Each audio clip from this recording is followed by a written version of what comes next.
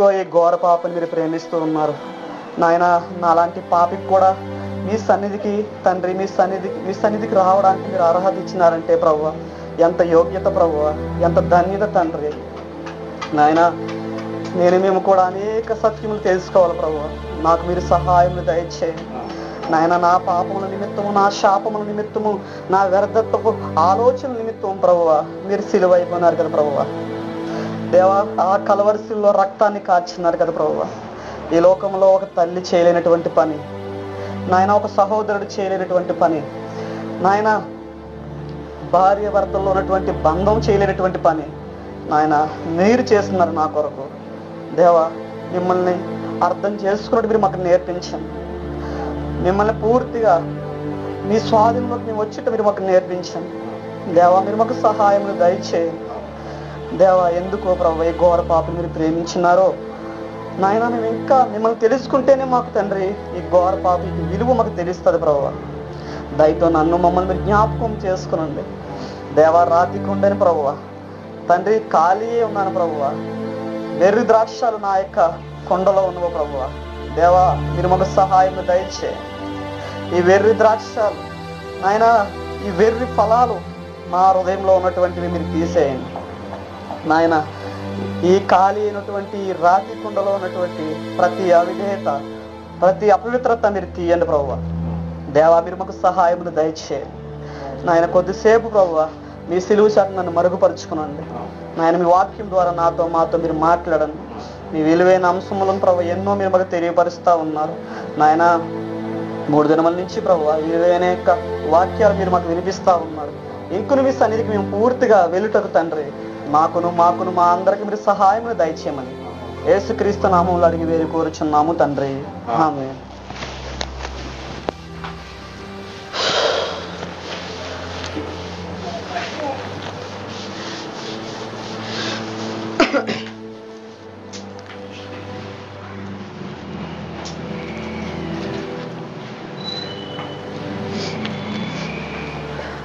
మరి కోటాలకి ఎవరెవరో చక్కగా వెళ్తున్నారో నాకు తెలియదు, కానీ నేనైతే సరిగ్గా కోటాలు నేను ఉపయోగపరచుకోలేకపోయాను అనమాట. చక్కగా 3 దినాల నుంచి చక్కగా జరుగుతున్నాయి. నాకు ఉన్నటువంటి బలహీనతను బట్టి నేను వెళ్ళలేకపోయాను. అయినప్పటికీ 2-3 మెసేజ్లకు దేవుడు నాకు అవకాశం ఇచ్చారు వెళ్ళడానికి. మన బైబిల్ గ్రంథంలో నుంచి 2వ రాసిన పేతురు 2వ పత్రిక 2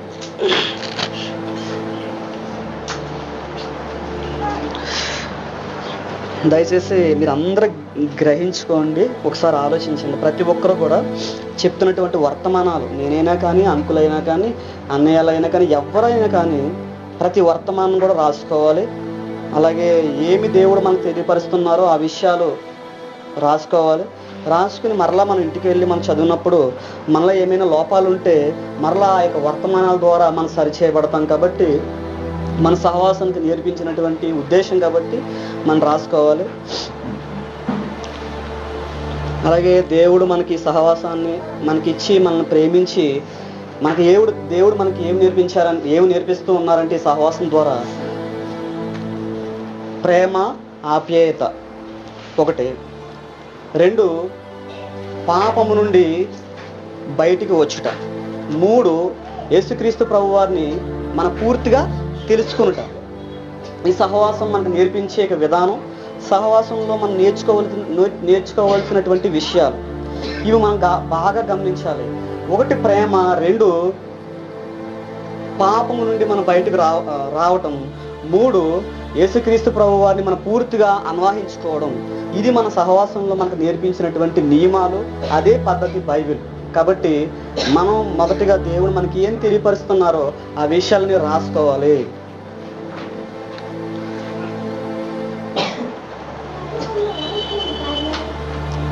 పేతురు రాసిన పత్రిక 2వ అధ్యాయము 6వ వచనం కాడి నుంచి 9వ వచనం వరకు, 8వ వచనం వరకు కొన్ని వచనాలు చదువుకుందాం.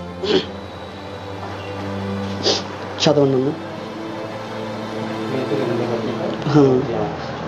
2వ పత్రిక 2వ అధ్యాయము 6 నుండి 8 వచనాలు.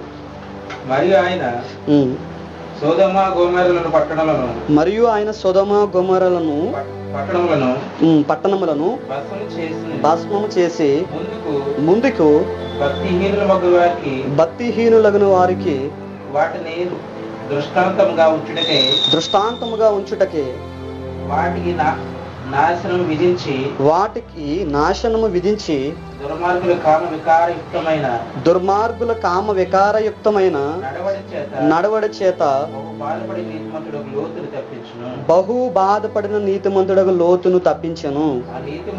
ఆ నీతిమంతుడు వారి మధ్యన కాపరముండి తాను చూచిన వాటిని బట్టి వినిన వాటిని బట్టి వారు అక్రమమైన క్రియల విషయంలో దినదినము నీతిగల తన మనసును నొప్పించుకునుచూ వచ్చును. భక్తుల శోధనలో నుండి తప్పించుటకును దుర్నీతిపరులను ముఖ్యముగా మలినమైన దురాశ కలిగి శరీరానుసారముగా నడుచుకునుచు ప్రభుత్వమును నిరాకరించుచు శిక్షలో ఉంచబడిన వారిని తీర్పు దినము వరకు కావలలో ఉంచుటకును చాలును. ఈ వాక్య భాగంలో పేతురు గారు ఆది సంఘంలో ఉన్నటువంటి ప్రజల గురించి, ఆది సంఘంలో ఉన్నటువంటి ఆ యొక్క దినాలలో ఉన్నటువంటి వృత్తాంతం గురించి పేతురు గారు రాస్తా ఉన్నారన్నమాట.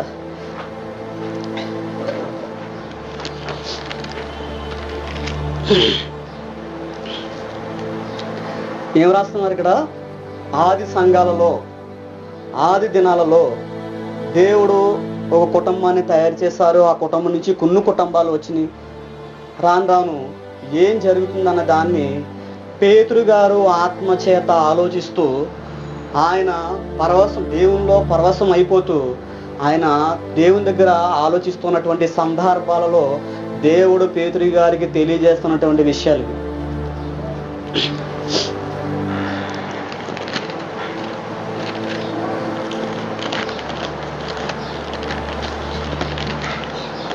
అలాగే ఆ వాక్య భాగాన్ని అక్కడ పెట్టి మనం ఆది కాండము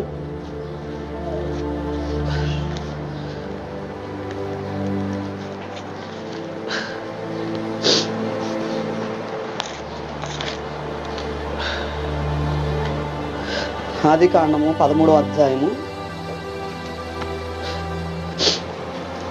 దయచేసి వాక్యం మనం విన్న తర్వాత కూడా ఇంటికి వెళ్ళి మన ఖాళీ సమయాల్లో ఆ వర్తమానాలు మరలా చదివితే మనకు బాగా అర్థమవుతాయి. ఆది కాండము 13వ అధ్యాయము 1st వచనం కాంచి కొన్ని వచనాలు. అబ్రాహాము తనకు కలిగిన సమస్తమును, తన భార్యను, తనతో కూడా లోతును వెంట పెట్టుకుని ఐగుప్తులో నుండి నెగేబుకు వెళ్ళెను. అబ్రాహాము వెండి బంగారములు పశువులు కలిగి బహు ధనవంతుడై ఉండను. అతడు ప్రయాణము చేయొచ్చు అనగా బేతేలుకు ఆయికి మధ్య గుడారం వద్ద ఉండిన స్థలం వరకు వెళ్ళి తాను మొదట బలిపీఠమును కట్టిన చోట చేరును. అక్కడ అబ్రాహాము యెహోవా నామమున ప్రార్థన చేసి అబ్రాహాముతో కూడా వెళ్ళిన లోతుకు గొర్రెలు గొడ్లు గుడారములు ఉండని గనుక వారు కలిసి నివసించుటకు ఆ ప్రదేశం చాలకపోయాను. ఎందుకనగా వారి ఆస్తి వారి కలిసి నివసించలేనంత విస్తారమైంది. అప్పుడు అబ్రాహాము పశువుల కాపరులకును లోతు పశువుల కాపరులకును కలహం పుట్టింది. ఆ కాలమందు కననీయులు పెరిచీలు ఆ దేశంలో కాపరముండు. కాబట్టి అబ్రాహామును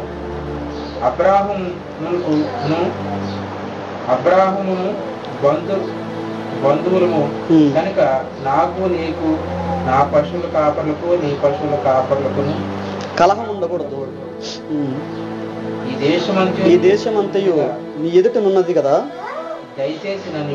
దయచేసి నన్ను విడిచి వేరుగా నుండుము. నీ ఎడమ తట్టుకి వెళ్ళిన ఎడల నేను కుడి తట్టుకును, నీ కుడి తట్టుకు వెళ్ళిన ఎడల నేను ఎడమ తట్టుకు వెళ్ళదునని లోతుతో చెప్పగా లోతు తన కన్నులెత్తి యోర్దాను ప్రాంతమంతటిని చూచెను. యెహోవా సొదొమ గొమొర అనే పట్టణములను నాశనం చేయక మునుపు సోయేరు వరకు అదంతయు యెహోవా తోట వలె ఐగుప్తు దేశము వలెను నీళ్లు పారు దేశమై ఉండెను. కాబట్టి లోతు తనకు యోర్దాను ప్రాంతం అంతటిని ఏర్పరచుకుని తూర్పుగా ప్రయాణం చేసెను. అట్లు వారు ఒకరికి ఒకరే వేరైపోయిరి. చాలండి. ఈ వాక్య భాగంలో మనకి పేతురు గారు రాసినటువంటి వర్తమానం గురించి, అక్కడ ఆత్మ ద్వారా పేతురు గారు దేవుని యొక్క సన్నిధిలో ఆయన పరవశం అయిపోతూ దేవుని యొక్క ఆధీనంలో ఆయన ఉంటూ ఆ యొక్క పేతురు 2వ రాసిన పత్రిక 2వ అధ్యాయము 6 నుండి 8వ వచనం వరకు పేతురు అక్కడ రాస్తున్నటువంటి ప్రస్తావన ఏమిటంటే, ఈ యొక్క పాత ప్రజల గురించి, పాత ప్రస్తావన గురించి, పాత బంధువుల గురించి ఆయన ఆత్మ ద్వారా తెలియపరుస్తున్నటువంటి విషయాలు అవి.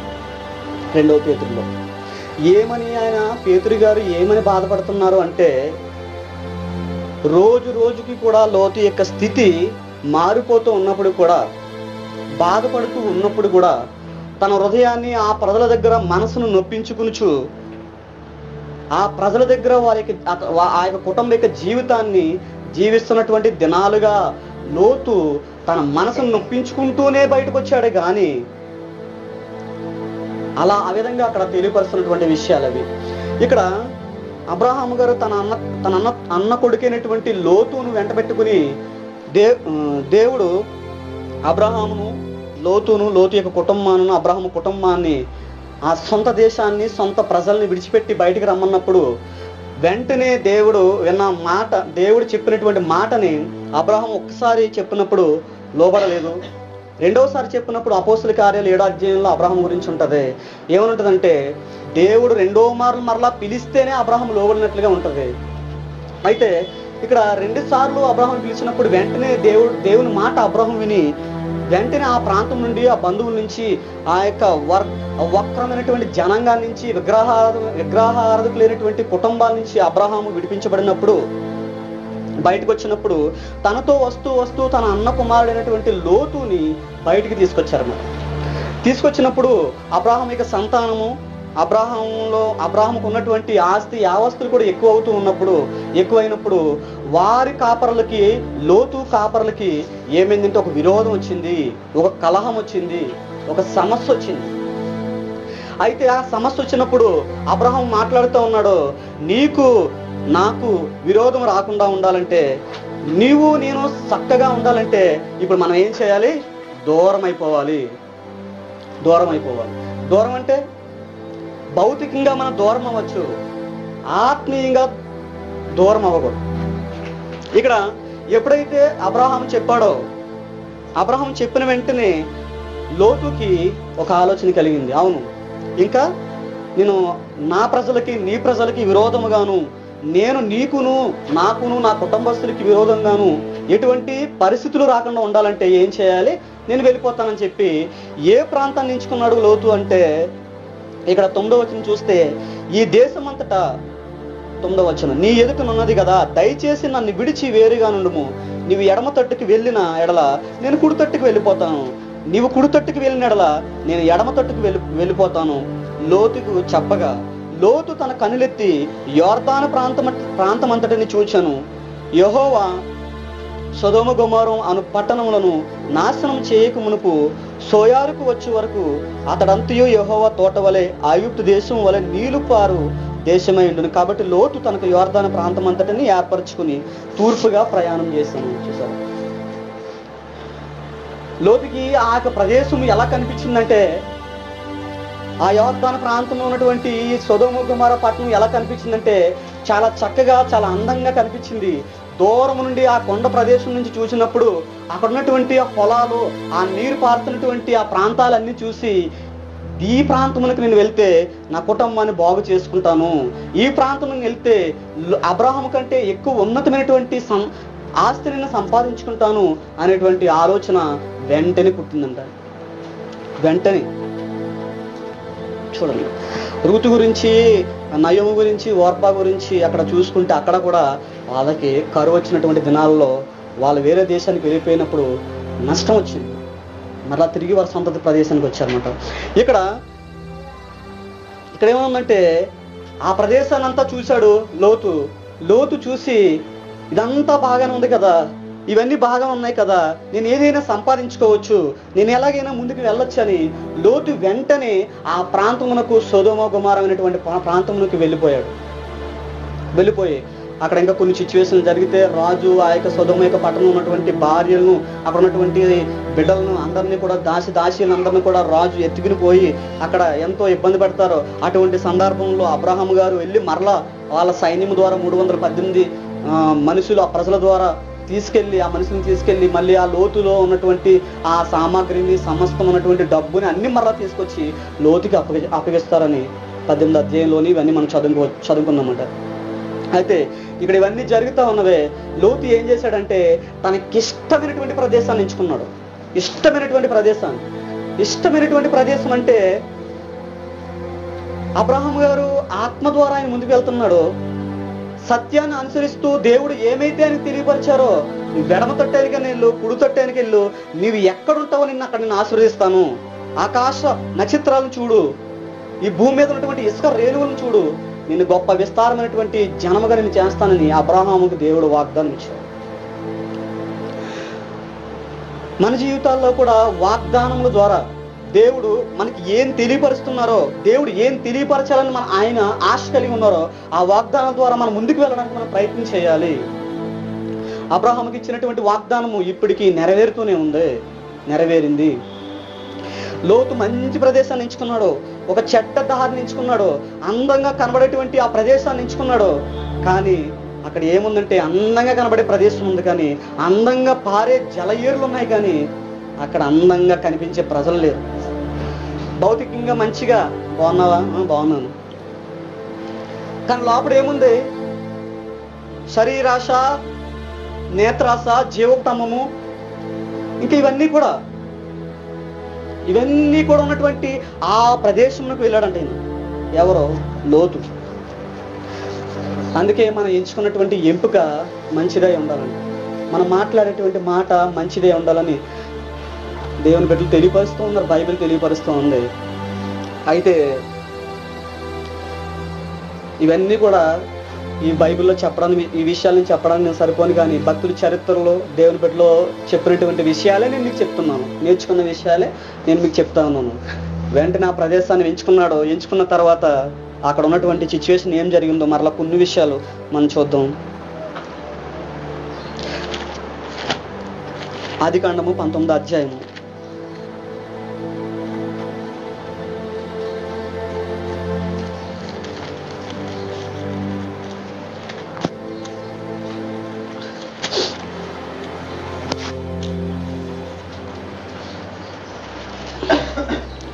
చదవను. ఆ సాయంకాలం ముందు ఆ ఇద్దరు దేవదూతలు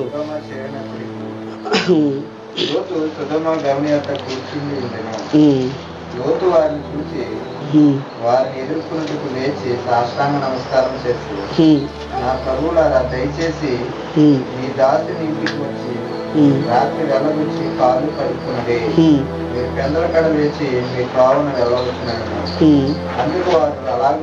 అందుకు వారు అలాగు కాదు, నడివీధిలో రాత్రి వెళ్ళబుచ్చితమని చెప్పిరి. ఆయనను అతడు మిక్కిలి బలవంతము చేసినప్పుడు వారు అతని తట్టు తిరిగి అతని ఇంట ప్రవేశించిరి. అతడు వారికి విందు చేసి పొంగని రొట్టెలు కాల్చగా వారు భోజనం చేసిరి. వారు పండుకొనక ముందు ఆ పట్టణస్థులు అనగా సొదొమ మనుషులు, బాలులను, వృద్ధులను, ప్రజలందరూ నలుదిక్కుల నుండి కూడి వచ్చి ఆ ఇల్లు చుట్టూ వేసి లోతుని పిలిచి, ఈ రాత్రి నీ యొద్దకు వచ్చిన మనుషులే ఎక్కడా? మేము వారిని కూడినట్లు మా యొద్దకు వారిని వెలుపలకు తీసుకుని రమ్మని అతనితో చెప్పగా లోతు వెలుపల ద్వారమునున్న వారి దగ్గరికి వెళ్ళి తన వెనక తలుపు వేసి, అన్నలారా, జాగ్రత్తగా గ్రహించండి, అన్నలారా ఇంత పాతకము కట్టుకునుకుడి, ఇదిగో పురుషుని కూడని 2 కుమార్తెలు నాకున్నారు, సెలవైతే వారిని మీ యొద్దకు వెలుపలకు తీసుకుని వచ్చేదను, వారిని మీ మనసు వచ్చినట్లు చేయుడి. ఈ మనుషులు నా ఇంటి నీడకు వచ్చి ఉన్నారు గనక వారిని మీరేమి చేయకూడదని చెప్పినప్పుడు వారు నీవు అవతలకు పొమ్మనిరి. మరియు వారు వీడెవడో మనలోనికి పరదేశిగా వచ్చి తేర్పరిగా నుండి చూచుచున్నాడు, కాగా వారికంటే నీకు ఎక్కువ కీడు చేసేదనని చెప్పి లోతు అనే ఆ మనిషిని మీద దొమ్మిగా పడి,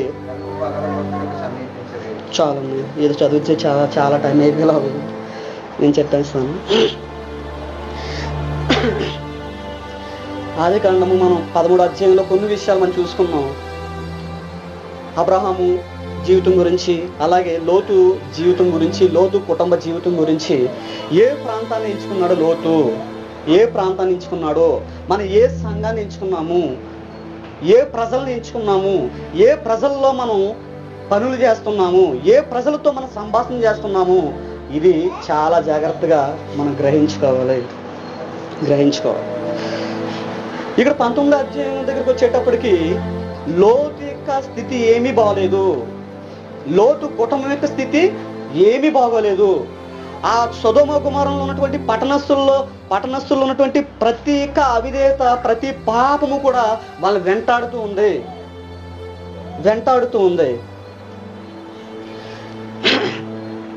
వెంటాడుతున్నటువంటి సందర్భాల్లో లోతు దేవునికి ప్రార్థన చేస్తున్నారమ్మా.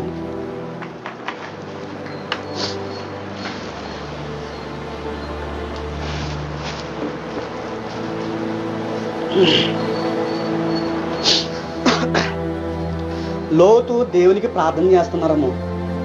ఎప్పుడు గుర్తొచ్చారు దేవుడు? సమస్య వచ్చినప్పుడు, బాధ వచ్చినప్పుడు, అన్నీ కూడా జీవితంలో సమస్యలు, ఇబ్బందులు అన్నీ వచ్చి ఇంకా చివరి స్టేజ్కి వచ్చిన తర్వాత అప్పుడు గుర్తొస్తారు కొంతమందికి దేవుడు. అప్పుడు నీ యవ్వనాన్నంతా పాడు చేసి హృదయాన్నంతా కూడా అపవిత్రం చేసుకుని ఈ దినములు మనకు దేవుడు ఆ యొక్క భక్తుల ద్వారా సువార్త కూటంలో తెలియపరుస్తున్నటువంటి విషయాలు ఏంటంటే అవే. అంతా పాడు చేసుకుని అన్ని కూడా వక్రీకరంగా మన జీవితాల్లో అన్ని కూడా దేవుని విరోధంగా చేసుకుని ఎప్పుడు అడుగుతున్నాం అంటే చివరి దశలో అడుగుతున్నారంట. చివరి దశలో ఇక్కడ కూడా పరిస్థితి బాగోలేదు, కుటుంబం బాగోలేదు, కుటుంబము అవసరమైతే పాప జీవితంలో జీవించడానికి దగ్గరగా వెళ్ళిపోతున్నటువంటి పరిస్థితులు లోతు యొక్క కుటుంబంలో ఏర్పడతా ఉన్నటువంటి పరిస్థితి అన్నమాట. అప్పుడు దేవుడు గుర్తొచ్చుంటారు. అప్పుడు ఒకవేళ ఈ లోతు గారు అబ్రహాము గారిని జ్ఞాపకం చేసుకుని నా అన్న ఇంత పవిత్రంగా జీవించాడు, నా కొరకు ఎంతో పోరాడాడు, ఒక నీతిమంతుడైన నా స్థితి ఏంటి ఇలా అయిపోయింది, నేను ఎందుకు పనికిరానటువంటి ఎంపికని నేను ఎంచుకున్నానంటే అక్కడ 2 దారుల గురించి చెప్పాడు. ఒకటే వెడల్పు పోయేటువంటి ద్వారము, వెడల్పుగా ఉన్నటువంటి ప్రదేశము, ఆ యొక్క దారి నాశనంకు తీసుకెళ్లే మార్గమని మొన్న అన్నయ్య వాక్య భాగంలో తెలియపరిచారు పోయిన వారంలో. ఇరుకు విశాలంకు పోయేటువంటి మార్గము, దాంట్లో సత్యం ఉంటది. నీకు కష్టమైన, బాధ అయినా, హింస అయినా నువ్వు సత్యాన్ని తెలుసుకుంటావో నీతి కొరకు పోరాడడానికి నువ్వు ఆశ కలిగి ఉంటావు. మనం ఇక్కడ ఏం చేశాడు? విశాలమైనటువంటి మార్గాన్ని ఎంచుకున్నాడు. చక్కగా బాగుందనుకున్నాడు. కానీ ఏమైపోయిందంటే 19వ అధ్యాయానికి వచ్చేటప్పటికి కుటుంబంలో సమస్య ఏర్పడిపోయింది. అందుకే పేతురు రాసినటువంటి పత్రికలో ఏం చెప్పారు? దినదినము కూడా మనసు నొప్పించుకుంటున్నాడు. ఈ ప్రాంతం నుండి ఎలా బయటకు రావాలి, ఈ ప్రజల నుండి ఎలా బయటకు రావాలి, నా జీవితాన్ని ఎలా నేను పరిశుద్ధంగా చేసుకోవాలి, నేను ఇక్కడే ఉంటే నా కుటుంబం పాడైపోద్దని నొప్పించుకుంటూ ఉన్నాడు. కానీ అక్కడి నుంచి బయటికి రాలేకపోతున్నాడు అంట. ఆ లోతు అక్కడ ఉన్నటువంటి 19వ అధ్యాయంలో అక్కడ ప్రస్తావించినటువంటి విషయాలు ఏంటంటే, అక్కడ ఆ ఒక సొదొమ గొమొర్రా పట్టణం అంతా ఎలా ఉందంట అంటే, వావి వరసలు ఏమీ లేవు. అక్క లేదు, తమ్ముడు లేదు, చెల్లి లేదు, అన్న లేదు, ఇంకా రకరకాలైనటువంటి ఉద్దేశాలు, రకరకాలైనటువంటి వ్యసనాలు, భయంకరమైనటువంటి దినాలు. ఒకసారి లోకరాసిన సువార్త 12వ అధ్యాయము 19వ వచనం చూద్దామండి. ఒకసారి 17వ అధ్యాయము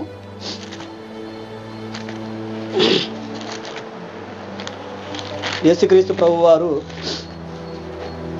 లోతు కుటుంబం గురించి ప్రస్తావించినటువంటి విషయాలు. 17వ అధ్యాయము 26వ వచనం నుంచి కొన్ని వచనాలు. యేసు ప్రభు వారు మాట్లాడుతూ ఉన్నారు తన శిష్యులతోటి, అక్కడ ఉన్నటువంటి వారితో మాట్లాడుతున్నారు. నవాహు దినములలో జరిగినట్టు మనిషి కుమారు దినములలో జరుగును. నవాహు వాడలోనికి వెళ్ళిన దినములు జనులు తినుచు త్రాగుచు పెండ్లాడుచు పెండ్లికి ఈబడుచు నుండిరి. అంతలో జల ప్రవాహం వచ్చి వారందరినీ నాశనం చేసెను. లోతు దినములలో జరుగునట్టు జరుగును. జనులు తినుచు త్రాగుచు కొనుచు అమ్ముచు వారు నాటుచు ఇండ్లు కట్టుచు ఉండరి. అయితే లోతు సొదొమను విడిచిపోయిన దినమున ఆకాశము నుండి వారినందరినీ నాశనం చేసిన ఆ ప్రకారమే మనుష్య కుమారుడు ప్రత్యక్షమగు దినమున జరుగును. ఆ దినమున మిద్దె మీద ఉండువాడు ఇంట ఉండు తన సామాగ్రిని తీసుకుని పోవటకు దిగకూడదు. అలాగే పొలంలో ఉండువాడును తిరిగి రాకూడదు. లోతు భార్యను జ్ఞాపకం చేసుకుంటే తన ప్రాణమును రక్షించుకున్న గోరువాడు దాన్ని పోగొట్టుకున్నాడు. చూడండి ఇక్కడ ఏమని మాట్లాడుతున్నారంటే, యేసు ప్రభు వారు ఆయన సువార్తల్లో కొన్నిసార్లు యోనా గురించి మాట్లాడారు. అలాగే కొన్ని భక్తుల గురించి, ఏలియా గురించి ఎలా మాట్లాడారు. ఇక్కడ ఏమని మాట్లాడుతూ ఉన్నారంటే,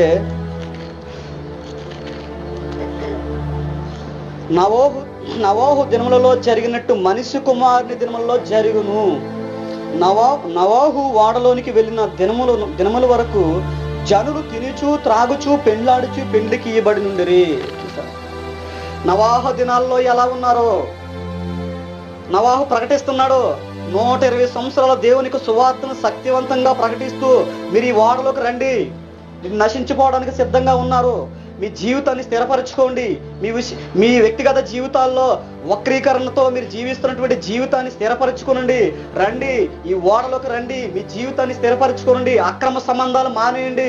నవాహు దినాల్లో ఏం చెప్తున్నారు? తినుచు త్రాగుచు మనిషి కుమారులు దినములను జరుగునని అక్కడ మాట్లాడుతూ ఉన్నారు. యేసు ప్రభు వారే ఆయన బాధతో మాట్లాడుతున్నారు. ఏమని మాట్లాడుతున్నారంటే, లోతు దినములలో జరిగినట్టు జరుగును. నవాహు దినాల్లో ఎలా జరిగింది, అలాగే లోతు దినాల్లో జరుగుతూ ఉంది.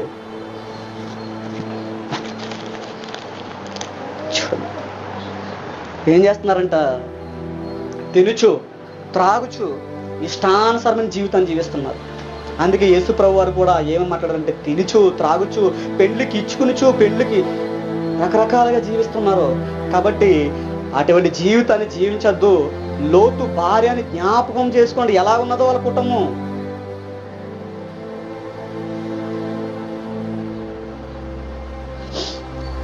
తన ప్రాణాన్ని అక్కడ మాట్లాడు, తన ప్రాణమును రక్షించుకుని వాడు దాన్ని పోగొట్టుకును. ఎలా ఉందంటే ఆ యొక్క ప్రస్తావన పేతురు గారు అందుకే రాశారన్నమాట. చాలా భయంకరంగా ఉంది ఆ దినాల్లో. ఇప్పుడు కూడా అదే దినాలు అలాగే జీవిస్తూ ఉన్నారు. అలాగే సమాజం గడిస్తూ ఉంది, సమాజం నడుస్తూ ఉంది. తినుచు త్రాగుచు పెండ్లికిచ్చుకునుచు ఇష్టానుసారంగా జీవిస్తూ ఉన్నారు. సత్యం అనుసరించట్లేదు, ప్రేమను అనుసరించట్లేదు. అనేకుల్లో ప్రేమ చల్లారిపోవడం వల్ల, అక్రమం విస్తరించడం వల్ల అనేకుల్లో ప్రేమ చల్లారిపోతుంది. ఇక్కడ అదే మాట్లాడుతున్నారు. తింటున్నారు, త్రాగుతున్నారు, తిరుగుతున్నారు.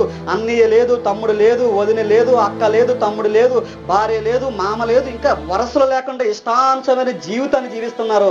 ఆ 19వ అధ్యాయం 4వ వచనం చూసుకుంటే ఆ లోతు కుటుంబానికి ఎవరు వచ్చారంట? దేవదూతలు వచ్చారు.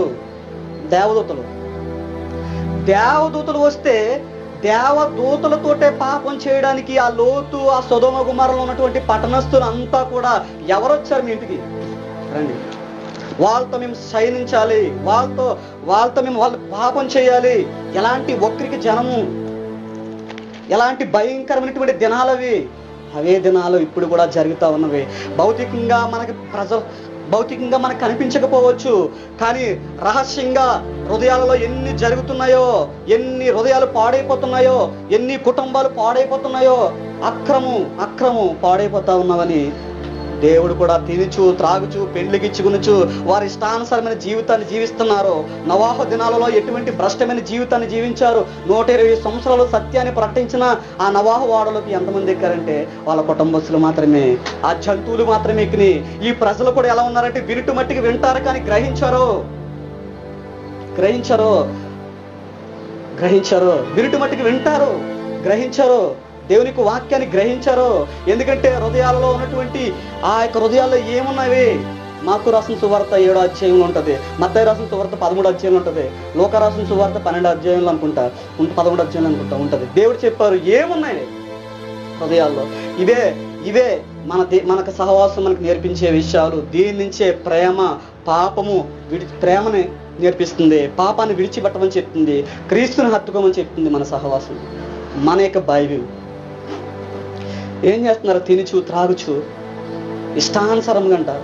అక్కడ ఎలా ఉంటుందంటే పరిస్థితి చాలా భయంకరం. నేను ఆలోచించినప్పుడు నేను చాలా ఏడ్చానంటే, ప్రభు ఎంత భయంకరంగా ఉన్నదా లోతు దినాలలో, ఇంత వ్యతిరేకంగా ఉందా లోతు దినాల్లో. నేను చాలా బాధపడ్డాను. అన్నయ్య లేదంట, తమ్ముడు లేదంట, వరసలు లేవంట, వావి వరసలు లేకుండా ఇష్టానుసారంగా జీవిస్తున్నారంట. నేను బాధపడ్డాను. చాలా నా వ్యక్తిగత జీవితంలో కూడా నేను ఇంకా నేర్చుకోవాల్సింది చాలా ఉంది అని అనిపించింది. వావి వరసలు లేవంట, ఇష్టానుసారంగా. అక్కడ ఏం చేస్తున్నారు?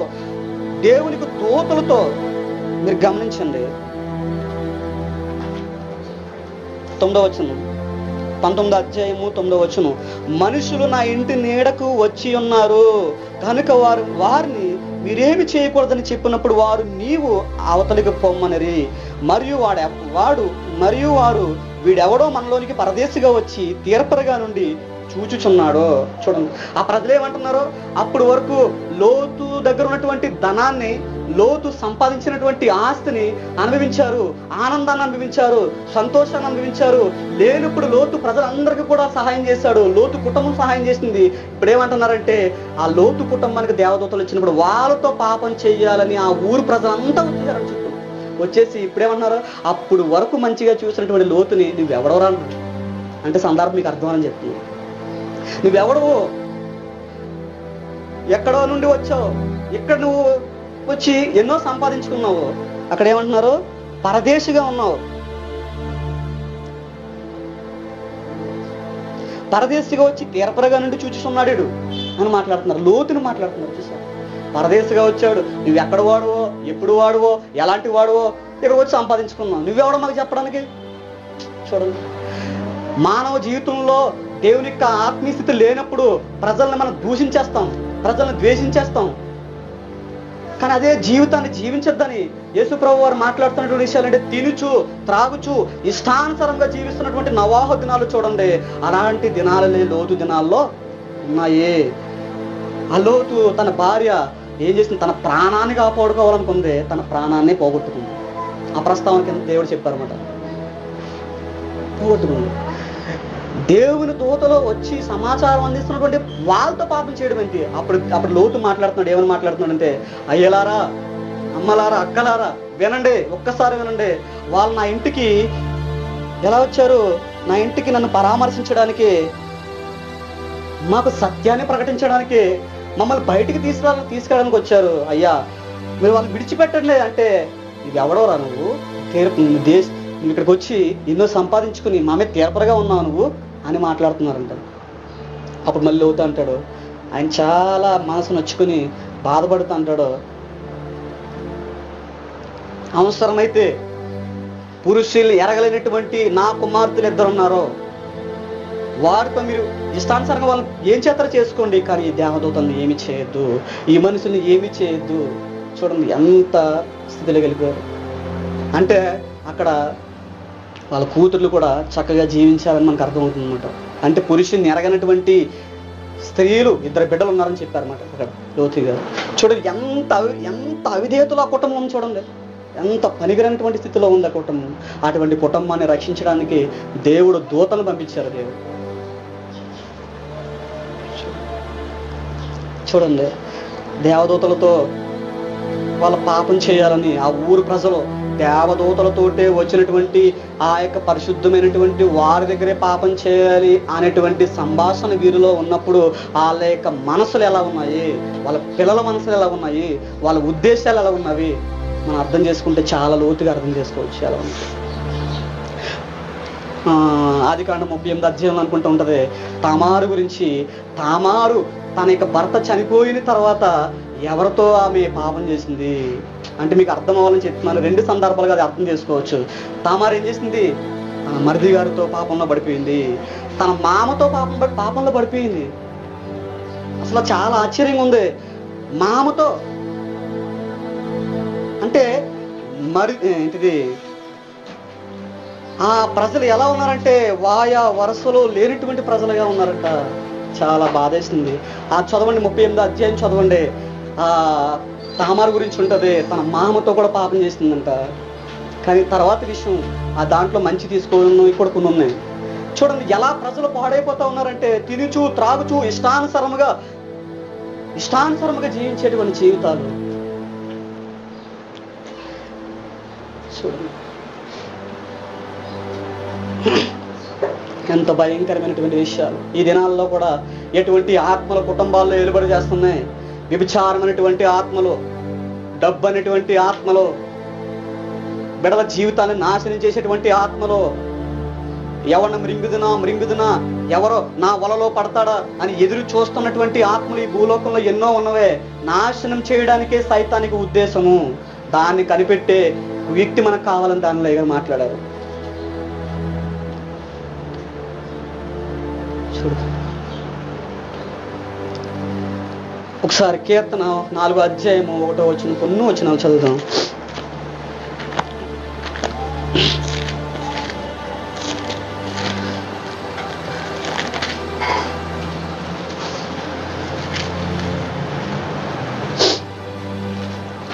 రెండవ వచనం 4వ అధ్యాయము 2వ వచనం.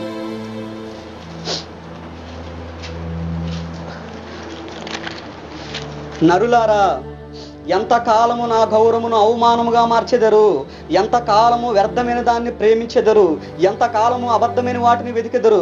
యెహోవా తన భక్తులను తనకు ఏర్పరచుకునిచున్నాడని తెలుసుకుని నేను యెహోవాకు మొర్రపెట్టగా ఆయన ఆలకించెను. భయమునంది పాపము చేయకండి, భయమునంది పాపము చేయకుడి. మీరు పలకల మీద నుండగా మీ హృదయంలో ధ్యానం చేసుకునండి, మీ హృదయంలో ధ్యానం చేసుకునండి. ఇక్కడ ఉన్నారు. ఎంతకాలము నా నామాన్ని వ్యర్థపరుస్తావు, ఎంతకాలము అబద్ధమైనటువంటి వాటిని వెతుకుతావు, ఎంతకాలము దేవుడు నీకు నాకు మనందరికీ ఆయుష్నిచ్చారు. రోజులు ఉన్నాయా మన జీవితంలో, నెలలు ఉన్నాయా, సంవత్సరాలు ఉన్నాయా తెలీదు, ఎప్పుడు చనిపోతామో తెలీదు. దేవుడు నీతో మనతో మాట్లాడుతున్న విషయాలండి. ఎంతకాలం నా నామాన్ని అవమానపరుస్తావు, రా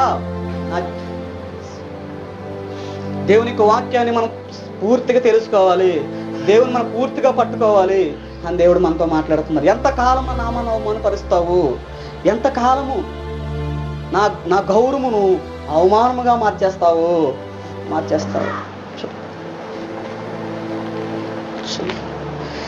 ఏమైపోయింది? తినుచు త్రాగుచు ఇష్టానుసరమైన జీవితాన్ని ఎంతకాలము నా నామాన్ని అవమానపరుస్తావు, ఎంతకాలము అబద్ధమైన వాటిని వెతుకుతావు. సత్యం తెలుసుకో.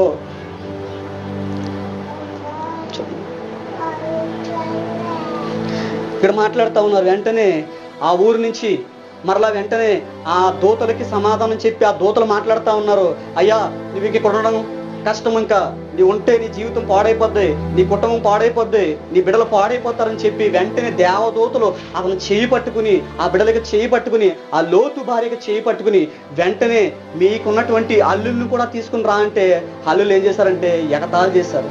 అంటే అప్పటికి వివాహం అవ్వలేదంటే నిశ్చితార్థం అయ్యిందోమంటే ఎగతాళి చేశారు, అల్లుళ్ళు ఎగతాళి చేశారు.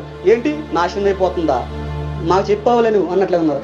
సత్యం చెప్పినప్పుడు దాన్ని తెలుసుకో, దాన్ని అవలంబించు, దాన్ని జీవితాన్ని నువ్వు దాన్ని పూర్తిగా నువ్వు పాటించకపోయినా దాన్ని జీవితంలోకి నీ హృదయంలోకి తీసుకుని ఒక దిక్కున పెట్టినప్పుడు, ఒక పక్కన పెట్టినప్పుడు ఏదో ఒక రోజున ఆ సత్యం నిన్ను కదిలిస్తుంది, ఆ సత్యము నిన్ను సత్యంలోకి నడిపిస్తుంది. ఆ సత్యము అనేకమైనటువంటి అక్రమ సంబంధాలు, అనేక విషయాల్లో, అనేక తప్పుల్లో, అనేక పొరపాటుల్లో, అనేక అబద్ధాల్లో మనం వెళ్లకుండా ఆ సత్యము ఏదో ఒక రోజున నీ హృదయంలో దాగబడినటువంటి ఆ సత్యము నీకు ఏదో ఒక రోజున పనిచేస్తుంది. ఆ సత్యాన్ని మనం దాచుకోవాలి. అందుకే నీ హృదయమైనటువంటి పలకల మీద జ్ఞానం ఉంచుకో. ఎంతకాలము నా నామాన్ని అవమానపరుస్తావు, ఎంతకాలం అబద్ధమైన వాటిని వెతుకుతావు, ఎంతకాలము ఆ విగ్రహాల సంబంధమైనటువంటి వాటిని పూజిస్తావో, రా బయటికి రా అని దేవుడు మాట్లాడతావు. చూడండి ఏం చేశారు, వెంటనే అల్లుళ్ళు హేళన చేస్తారు, మనల్ని హేళన చేస్తారు, మనల్ని అవమానపరుస్తారు. నువ్వు సత్యాన్ని ప్రకటించినప్పుడు, నీతి కొరకు నువ్వు ఆకలి దప్పి కలిగి ఉన్నప్పుడు నిన్ను అవమానపరుస్తారు, నిన్ను బాధ పెడతారు. కానీ అవమానం వచ్చినప్పుడే మనం ధైర్యంగా నిలబడాలి. అవమానం వచ్చినప్పుడే, సమస్యలు వచ్చినప్పుడే, ఆర్థిక పరిస్థితులు వచ్చినప్పుడే మన ధైర్యంగా నిలబడాలి. మన హేళన చేసినప్పుడే ధైర్యంగా సర్వశక్తుడైనటువంటి యేసు పాదం దగ్గర నువ్వు వెళ్ళినప్పుడు ఆయన ధైర్యంగా నిలబడతాడు. ఏం చేసింది సమర స్త్రీ? ఏం చెప్పాడు దేవుడు? ఒకే ఒక్క మాట, నీకు జీవజలాన్ని ఓట నీకు ఇస్తాను, నీ జీవితంలో ఎన్నడూ తప్పుకోనమని చెప్పాడు. అంతే. ఆ ఒకే ఒక్క మాట పట్టుకుంది ఆ సమర స్త్రీ, ధైర్యంగా నిలబడింది. ఎంతమంది అవమానపరిచారు, ఈమెలాంటి స్త్రీ ఈ భూలోకంలో ఉండదు, చాలా వేస్ట్, చాలా భయంకరమైన వ్యక్తివిడి అని చెప్పి అవమానపరిచి దారి పొడుగుని వెళ్తా ఉన్నప్పుడు చాలా ఇబ్బంది పెట్టి ఉంటారు. అందుకే ఆవిడ యోహాను సువార్త 4వ అధ్యాయంలో ఏమని రాశారంటే, ఎండవేళలో మధ్యాహ్న కాల సమయంలో వెళ్తుందంట. ఎక్కడికి? బావి దగ్గరికి. ఎందుకు వెళ్తుంది బావి దగ్గరికి? తన పాపాన్ని ప్రజలు చూచి హేళన చేస్తారని, ఇబ్బంది పెడతారని, రకరకాలుగా మాట్లాడతారని బాధపడుతూ, దుఃఖపడుతూ ఎప్పుడొస్తాడో మెస్సీ అనేవాడు అని బాధపడుతూ అవుతుంది. మన బాధ దేని కొరకు? మన కుటుంబ సమస్యలు లేదా ఆర్థిక పరిస్థితులు, అనేక ఇబ్బందులు, మన బాధ ఉండొచ్చు. కానీ క్రీస్తు కొరకు నీ జీవితంలో ఒక చిన్న బాధ పెట్టుకుని, ప్రభువా నా కొరకు నువ్వు మరణించావా, పాపినటువంటి నా కొరకు నువ్వు మరణించావా, ఎవరు చేయగలరు ఈ త్యాగం అని ఒక్కసారి క్రీస్తు కొరకు మనం బాధపడి, ఒక్కసారి ఆయన మన హృదయంలో ఆహ్వానిస్తే ఎంత బాగుంటుందంటే, మన జీవితంలో ఎన్ని అవమానాలు వచ్చినా, ఎన్ని కష్టాలు వచ్చినా, ఎన్ని ఇబ్బందులు వచ్చినా దేవుడు ఏం చేస్తారంటే మనం పైకి లేపుతారు. ఏదో ఒక రోజున లేపుతారు. ఉన్న పాటలు లేపాలంటే నీ విశ్వాసాన్ని బట్టి దేవుడు నీకు సహాయం చేస్తాడు. మన విశ్వాసాన్ని బట్టి దేవుడు మనకు సహాయం చేస్తాడు. జీవితంలో కష్టాలు కూడా రావాలి, ఇబ్బందులు రావాలి, సమస్యలు రావాలి. వస్తేనే మనం దేవుల్లో ఉన్నతంగా ఎదగలం. చూడండి, ఆ సమర స్త్రీ ధైర్యంగా ఉంది. ధైర్యంగా ఎప్పుడైతే దేవుడు మాట్లాడారో, దేవుడు మనతో మాట్లాడాలి. ప్రభువా పాపినైనటువంటి నాతో మీరు మాట్లాడని ప్రభు అని ఎప్పుడైతే తను తగ్గించుకుంటారో దేవుడు మనతో మాట్లాడతారో. నేను ఎప్పుడు మీతో మన బోధించేటప్పుడు ఎప్పుడు ఒకటే విషయం చెప్తాను, దేవుడు మనతో మాట్లాడాలి. దేవుని దర్శనాన్ని మనం చూడాలి. మగ్గిపోయినటువంటి ఆ యొక్క ఈ హృదయాన్ని చిన్నప్పటి నుంచి, చిన్న కాలం నుండి ఇప్పుడు వరకు పాడైపోతున్నటువంటి ఈ హృదయాన్ని దేవుడు మనతో మాట్లాడితే దేవుడు సరిచేస్తారు. నాకు అనిపిస్తూ ఉంటుంది, ప్రభువా నా తల్లిదండ్రులు ఇంకా నీతిమంతులైతే నా జీవితం ఎంత బాగుంది ప్రభువా, నేను చాలా ఏడుస్తాను. నా పితరులు నీతిమంతులైతే ఎంత బాగుంది ప్రభువా, నేను ఎంతో సమయం వేస్ట్ అయిపోయింది, నా జీవితంలో సమయం వేస్ట్ అయిపోయింది ప్రభువా అని చాలా నేను బాధపడతా ఉంటాను. ఎన్ని ఇబ్బందులు కలిగి ఉన్నారు లోతు యొక్క ప్రజలు. అక్కడ సొదొమ గొమొర్రా పట్టణంలో ఉన్నటువంటి ఇబ్బందులు ఎన్ని ఉన్నవే. ఏమంటున్నారు? ఆ దూతలనే కూడా వాళ్ళు పాపం చేయడానికి సిద్ధంగా ఉన్నారండి. కాబట్టి చూడండి, చాలా మంది కొన్ని చోట్ల మనం వేరే ప్రదేశాలకు వెళ్ళినప్పుడు, వివాహాలకు వెళ్ళినప్పుడు, లేదా కొన్ని ఫంక్షన్లకు వెళ్ళినప్పుడు కొంతమందికి ఉద్దేశాలు ఎలా ఉంటాయంటే, వివాహానికి వచ్చినప్పుడు వివాహం పని చేసుకుని వెళ్ళాలి, ఫంక్షన్కి వెళ్ళినప్పుడు ఫంక్షన్ పని చేసుకుని వెళ్ళాలి. వ్యర్థమైన సంభాషణ, వ్యర్థమైన ఆలోచనలు, నువ్వు దేని నిమిత్తం వెళ్ళావో అది చూసుకుని రావాలి. వివాహ సంబంధం చాలా మందిని చూస్తాను. నా చిన్న వయసులో నేను కొన్ని ఫంక్షన్లకు వెళ్ళినప్పుడు పురుషులు ఎవరో అమ్మాయి గురించి ఎదురు చూస్తారు. ఆ అమ్మాయి ఎవరు చాలా బాగుంది, ఆ అబ్బాయి ఎవరు చాలా బాగుంది, ఇలా రకరకాలైన దేని గురించి వెళ్ళాం మనం అది చూసుకుని రావాలంతే. చూడండి, పనికి రానివన్నీ కూడా వదిలిపెట్టుకుంటే ప్రార్థన రాదు, పనికి రానివన్నీ కూడా మనసులో ఉంచుకుంటే ప్రార్థన రాదు. నశించిపోవడమే నా గమ్యం, చనిపోవడమే నా గమ్యం, నా జీవితం వ్యర్థము, ఇటువంటి సైతానిక వల, సైతానిక మాటలు నీకు వినబడి మన జీవితాన్ని నాశనం చేసుకోవడానికి సిద్ధంగా వెళ్ళిపోతామంట. కానీ ఆ ప్రార్థన మన జీవితంలో కొదువతే చాలా ఇబ్బందులు పడిపోతాం. కాబట్టి మన ప్రార్థనలో మెలకువ కలిగి ఉండి ప్రార్థన చేయమని యేసు ప్రభువు తన శిష్యులకు చెప్పారు. మనకు కూడా అది దేవుడు చెప్తా ఉన్నారు. వెంటనే ఆ ఊరు ప్రాంతం నుంచి బయటకు వచ్చేసారు. బయటకు వచ్చేసిన తర్వాత 15 వచనం, తెల్లవారినప్పుడు ఆ దూతలు లోతును త్వరపెట్టి లెమ్ము, ఈ ఊరు దోష శిక్షలో నశించిపోకుండా నీ భార్యను, ఇక్కడున్న నీ 2 కుమార్తెలను తీసుకుని రమ్మని చెప్పిరి. అతడు తడువు చేసెను. అప్పుడు అతని మీద యెహోవా కనికరపడుట వలన ఆ మనుషులు అతని చేతిని, అతని భార్య చేతిని, అతని 2 కుమార్తెల చేతులను పట్టుకుని వెలుపలకు తీసుకుని వచ్చి ఆ ఊరు బయట నుంచిరి. ఆ దూతలు వారిని వెలుపలకు తీసుకుని వచ్చిన తర్వాత ఆయన, నీ ప్రాణమును దక్కించుకున్నట్లు పారుపము, నీవు వెనకకు చూడకము, మైదానంలో ఎక్కడను నిలవక నీవు నశించిపోకుండా ఆ పర్వతమునకు పారిపోమని చెప్పగా, లోతు, ప్రభువా అలాగు కాదు, ఇదిగో నీ కటాక్షమున నీ దాసుని మీద వచ్చినది, నా ప్రాణము రక్షించటం వలన నీవు నా ఎడల కనుపరిచిన నీ కృపను గణపరిచితిని. ఎప్పుడైతే దేవునికి దూతలు వచ్చాయో, దేవునికి దూతలు ఆయన పట్టుకుని, ఆయన బిడ్డలను పట్టుకుని, తన భార్యను పట్టుకుని ఒక మైదానంలోకి తీసుకొచ్చి ఎప్పుడైతే విడిచిపెట్టారో చూడండి, దేవుడు మనతో ఉన్నంత కాలం చాలా హ్యాపీ ఉంటుంది. దేవుడు మనతో మాట్లాడినంత కాలం చాలా బాగుంటుంది. కానీ కొన్నేళ్ళు ప్రార్థన చేస్తున్నప్పుడు ఆకాశం నుండి దేవదూతలు వచ్చి, కొన్నేళ్ళు నీ ప్రార్థనని ఆలకించాను, చూసారు, నీ ప్రార్థనని ఆలకించాను, నీ కార్యములని నేను చూచాను, నీ యథార్థత నేను చూశాను అని కొన్నేళ్ళతో మాట్లాడినప్పుడు కొన్నేళ్ళు పరవశం అయిపోయాడు. ఇక్కడ ఎప్పుడైతే దేవుని దూతలు వచ్చి కొన్నేళ్ళతో మాట్లాడి సంతోషపడ్డాడో, దేవుని దూతలు వచ్చి వారితో మాట్లాడి ఆ మైదానంలోకి తీసుకొచ్చి కొద్ది సమయం తర్వాత ఎప్పుడైతే దేవుని దూతలు విడిచిపెట్టినాయో మరలా పాత స్వభావం మరలా ఇలా కనిపించింది. చూడండి, మన జీవితంలో కూడా దేవుని దూతలు మనం పట్టుకోవాలి. మన జీవితంలో కూడా దేవుని దూతలకి మనం అవకాశం ఇవ్వాలి. కొన్నేళ్ళు ప్రార్థించినప్పుడు ఎలాగ దేవదూతలు వచ్చి ఆ కుటుంబాన్ని దర్శించినాయో, మనల్ని ఎన్నడూ కూడా విడిచిపెట్టకుండా ఎల్లవేళలా ఆ దూతలు మనం దర్శించాలని, మనం పట్టుకోవాలని ప్రార్థన చేయాలి. దూతల యొక్క ఆ దైవ దర్శనాన్ని మనం చూడాలి. ఇక్కడ దూతలు ఎప్పుడైతే విడిచిపెట్టాయో, ఆ మైదానంలో విడిచిపెట్టాయో, వెంటనే ఇప్పుడు ఏమైపోయింది, ప్రాణాన్ని దక్కించుకోండి. చూడండి, ప్రాణాన్ని దక్కించుకోవలసినటువంటి ఈ యొక్క స్త్రీ ఏం చేస్తుందంటే, వెంటనే ఇవన్నీ దాటుకుంటూ వచ్చేసాను కదా, ఈ సమస్యని దాటుకుంటూ వచ్చేసాను కదా అని అనుకుంటా ఉంది. ఆమె ఆమె అక్కడ ప్రేమించిందంటే చాలా లోక సంబంధమైనటువంటి వాళ్ళతో కలిసిపోయిందంటే ఆవిడ ఇంకా. కానీ పాపం విషయంలో మాత్రం యథార్థంగానే ఉంది ఆవిడ. అన్ని విషయాల్లో, కూరల్లో, వక్రీకరణలో, మాట్లాడే విషయాల్లో, వ్యర్థమైన సంభాషణలు మాట్లాడితే వాళ్ళతో కలిసిపోవడం, ఇంకా రకరకాల మాటలు మాట్లాడితే వాళ్ళతో కలిసిపోవడం అలా చేసింది. ఇక్కడికి వచ్చేటప్పటికి వీళ్ళంతా గుర్తొస్తున్నారు, అక్కడ ఉన్నటువంటి స్నేహితులు గుర్తొస్తున్నారు. ఆ మైదానంలో ఎప్పుడైతే దేవుని దూతలు విడిచిపెట్టినాయో వెంటనే ఈవిడ ఏం చేసింది, వెనక్కి తిరిగి దేవుడు చూడొద్దని చెప్పినటువంటి మాట అది కొంచెం ఎదురుంటుంది. వెనక్కి తిరిగి చూడొద్దని దేవుడు చెప్పినటువంటి మాట దానికి వ్యతిరేకంగా చేసింది. మీరందరూ తలకి ఎందుకు దించుకుంటే అసలు వింటున్నారా పడుకుంటున్నారా తెలియట్లేదు.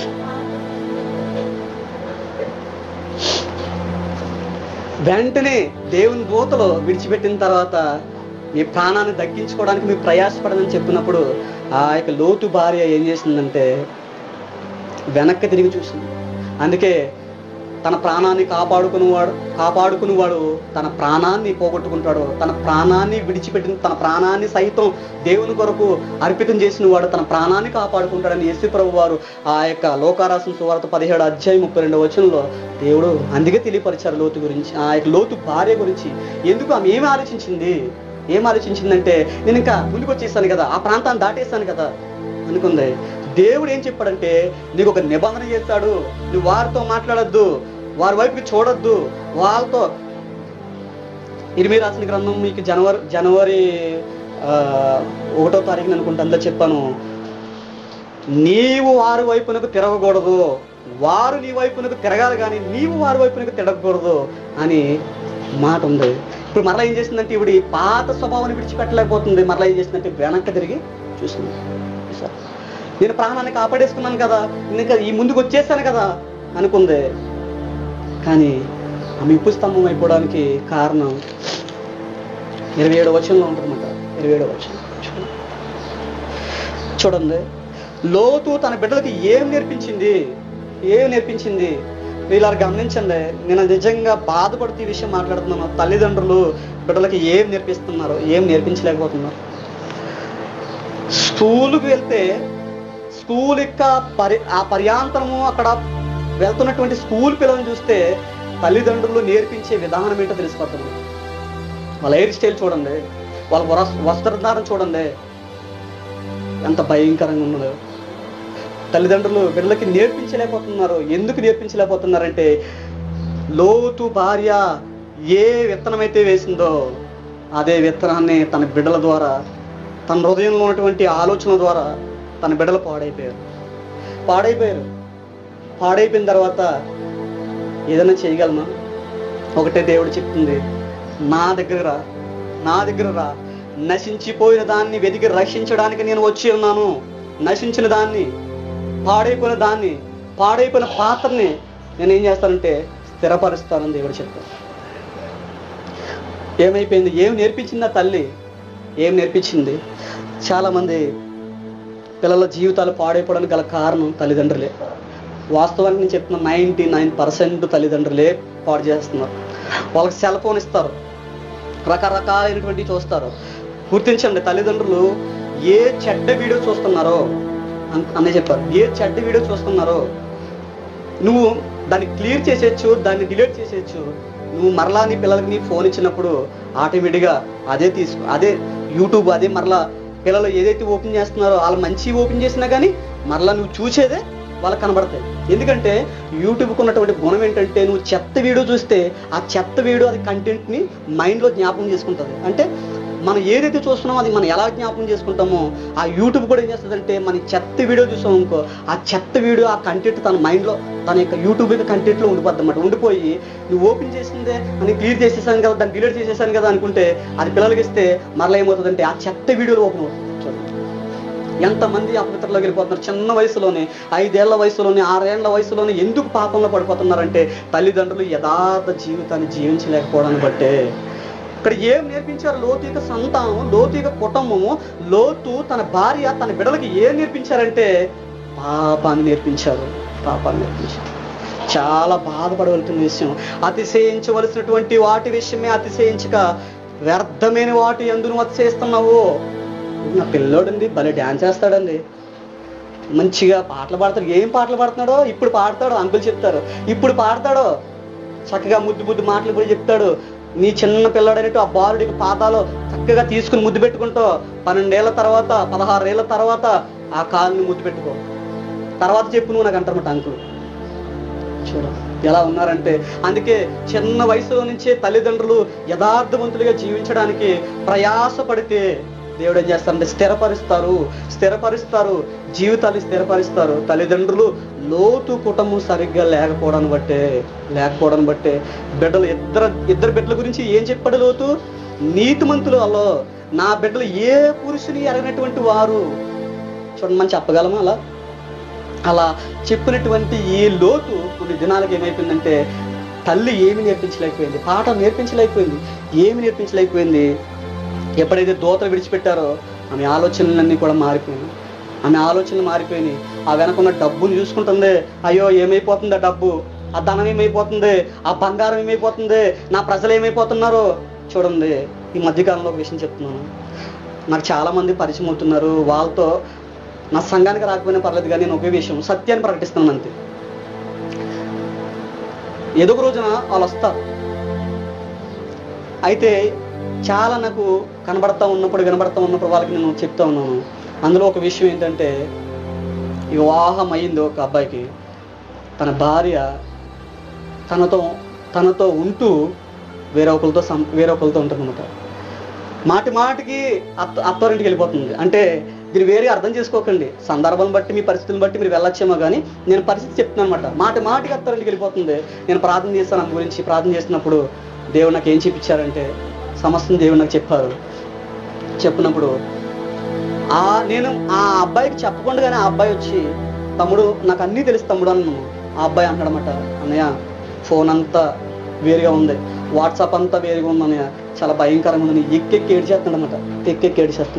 చూడండి, చాలా మంది జీవితాల్లో వివాహం అయిన తర్వాత కూడా పాత స్నేహితుల్ని విడిచిపెట్టరు, పాత బంధువులు విడిచిపెట్టరు. అంటారు, నాకు వివాహమైన పర్వాలేదు, నువ్వు నాతో ఉండాలి, నువ్వు నాతో మాట్లాడాలి, నాకు నువ్వు స్టార్ట్ చేయాలి. చూడండి ఎంతమంది ఇటువంటి జీవితాలు, అందమైన కుటుంబంలోకి, లోతు కుటుంబంలోకి ఎలాంటి జీవితం ఏర్పడింది. అందమైన ఆదాము అవ్వ కుటుంబంలోకి సైతాను వచ్చిన తర్వాత కుటుంబాలు పతనమైపోయినాయి. ఆ పెద్దవాడైనటువంటి కయ్యేను చిన్నవాడైనటువంటి తమ్ముని చంపేశాడు. చూడండి, కుటుంబం ప్రాముఖ్యమైంది. ఆ కుటుంబానికి విలువ ఇవ్వాలి. చూడండి, భర్త భార్యను మోసం చేస్తున్నాడు, భార్య భర్తను మోసం చేస్తుంది. చూడండి, చాలామంది ఫోన్ మాట్లాడి తన భర్తను చంపేస్తుంది. భౌతికంగా చనిపోవచ్చు, వ్యర్థమైన ఫోన్స్, వ్యర్థమైన కాల్స్ మాట్లాడి భౌతికంగా ఆయన చంపకపోవచ్చు. రహస్యంగా వేరే ఒకరితో మాట్లాడి తన భర్తని చంపేస్తుందంటే, ఆత్మీయంగా చంపేస్తుంది. ఎలా చంపేస్తుంది?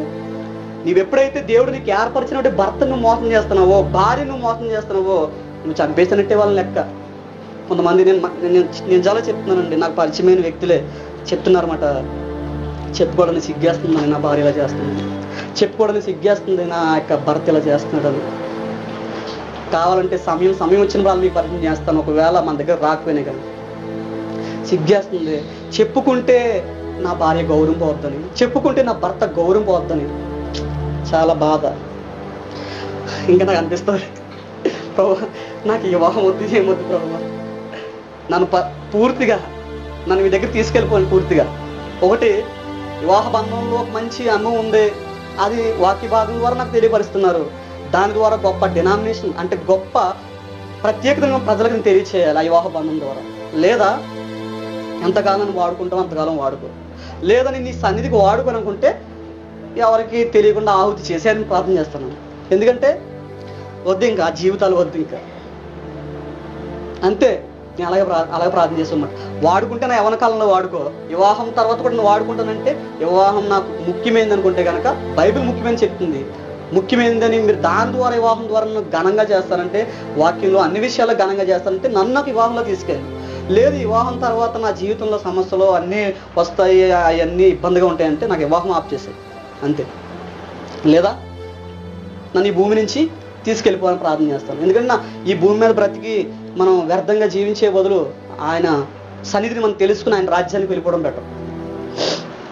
ఇక్కడ చూడండి, చాలా మంది జీవితాలు పాడైపోవడం కారణం బ్రతికుండగానే భర్తను చంపేస్తున్నారు, బ్రతికుండగానే భార్యను చంపేస్తున్నారు, బ్రతికుండగానే కుమారులు బిడ్డలు తల్లిదండ్రులు చంపేస్తున్నారు.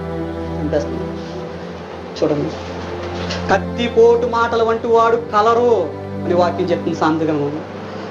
చావరా, చస్తే బెటర్, నేను హ్యాపీగా బ్రతుకుతాను. వింటున్నాం మన సమాజంలో. లోతు కుటుంబంలో ఉన్నటువంటి అక్కడ ఉన్నటువంటి సొదొమ గొమొర్ర పట్టణంలో ఉన్నటువంటి ప్రదేశాలు కూడా అలానే ఉన్నవే. ఇప్పుడు కూడా ప్రజలు అలానే ఉన్నారు, మారలేదు.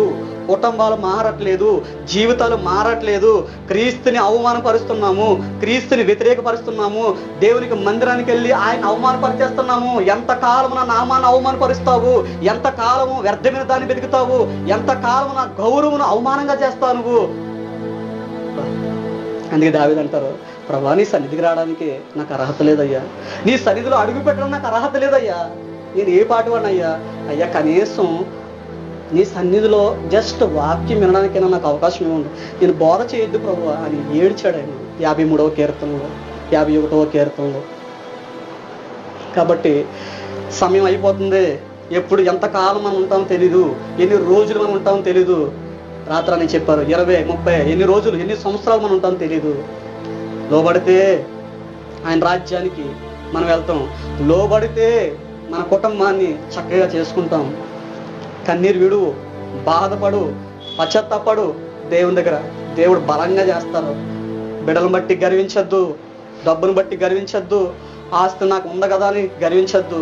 నేను చేసే పని నా పనిలో నేను చేసే పని ద్వారా నాకు ఎంత డబ్బు వస్తుంది కదా నేను గర్వించద్దు. దేవుడు అంటున్నాడు, నువ్వు గర్వించవలసింది, నువ్వు అతిశయించవలసింది నా ద్వారా. నువ్వు అతిశయిస్తే నీ జీవితంలో నువ్వు ఏదైనా చేస్తాను. కాబట్టి ఎంతమంది జీవితాలు పాడైపోతున్నాయి, ఎంతమంది జీవితాలు పాడైపోతున్నాయి. ఒక పూట కూటు కొరకు తన ధ్యాసతత్వాన్ని నమ్ముకున్నటువంటి యాషావు లాంటి భ్రష్టమైన జీవితాన్ని జీవించద్దు.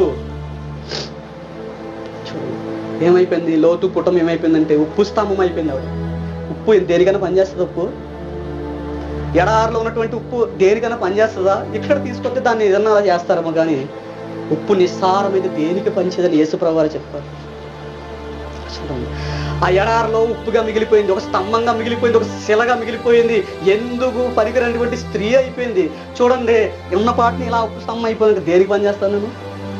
చాలా శాపంగా మిగిలిపోతాను. అమ్మో చాలా భక్తిపరుడిగా చాలా విషయాలు చెప్తున్నాడు, కానీ చూడు మొత్తం అంతా జీవితం అంతా ఎలా అయిపోయిందో అన్నట్లుగా ప్రజల దృష్టిలో నేను వేరుగా మారిపోతాను అన్నమాట.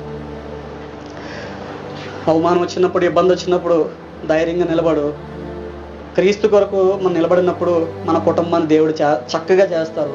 లోతు కుటుంబస్తుల వలె, సొదొమ గుమరంలో ఉన్నటువంటి పట్టణస్తుల వలె వాళ్ళు ఎలాగంటే లేవు, ఇంకా వరసలు లేవు, వాయలు లేవు, ఇష్టానుసారంగా జీవిస్తున్నారు. అలాగా మన కుటుంబాల్లో ఉండకూడదని, మన హృదయాలు ఉండకూడదని మనం ప్రార్థన చేయాలి. ఎందుకు? ఏం నేర్పించింది ఆ తల్లి? ఆ తల్లి వెనక్కి తిరిగి చూడడం వల్ల, దేవుడు చూడొద్దు అనేటువంటి మాట ఆవిడ వినలేకపోవడం వల్ల, ఎప్పుడైతే ఆ వెనక్కి తిరిగి చూస్తుందో ఉప్పు స్తంభం అయిపోయింది. కొన్ని రోజుల తర్వాత దేవుడు లోతు యొక్క కుమార్తెల్ని ఈ పట్టణం నుండి వెళ్ళిపోయింది, రండి బయటికి రండి అని చెప్తే వాళ్ళు ఏం చేశారంటే, మేము ఈ ఊరు వెళ్తాం